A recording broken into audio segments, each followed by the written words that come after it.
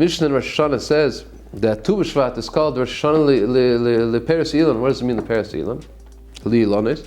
So we know there's halachic ramifications for Arla and for Netarava Kerem for the third year, for the fourth year. It doesn't end until we get to Tu B'Shvat, or for the beginning of Shvat according to Beis Shammai, Tu B'Shvat according to Beis Hillel. So we know the Gemara Sanhedrin, the Gemara Avodas Zarah says that the entire world history is going to be 6,000 years. That's what it says. 2,000 years emptiness, tohu, 2,000 years Torah, 2,000 years is called Yimei Mashiach.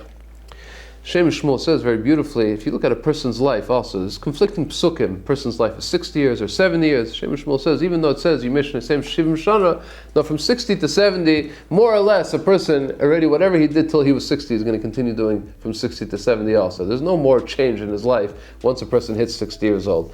The first 20 years of a person's life, he's preparing himself to go out to the world. We know that, we see that in people. Young people are still learning, they're still testing, they're still trying out. When they're 20 years old, they already have to start being serious. That's why we know Bezdin Shamala says, Shem Shmuel only punishes a person when he's 20 years old. It's called the Baranshim from the Bezdin Shamala. So everything, we see this pattern repeating itself. The world, the first 2,000 years is only a preparation. Now we start Torah, Mashiach, now we start living.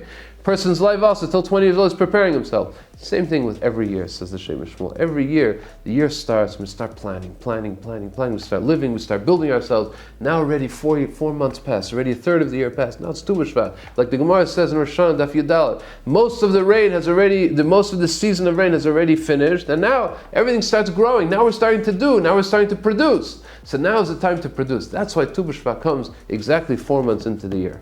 Says the Shem Shmuel, that's very good according to Beis Shammai, that the day of the beginning of the year for the fruits of the tree is Rosh Chodesh Shvat. But what according to Beis Hillel, we go with Tu B'Shvat. What happened to 15? Why in the 15? Shem Shmuel very beautifully. From Rosh Hashanah until Sukkot, we're still planning. We're not even starting to put down the foundations of the year. We're still thinking how we're going to do it. We have to do tshuva. We have to plan. We have to do Sukkot. We come with the lulav and the esrog, like the Gemara says. It's like the symbol of our victory. Like we come with the sword outstretched, and we say, we got what we wanted. We got the kapar. Now we're ready to start planning. Okay, now you start building. Now you start planning, putting in the foundations exactly for 4 months.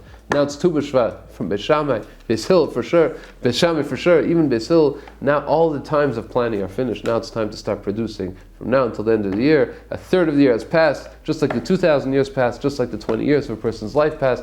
Every year this pattern repeats itself. And now that we're up to Tu B'Shvat, we finished planning, now it's time to start producing. Good Shabbos, Afrei Lechem Tu B'Shvat.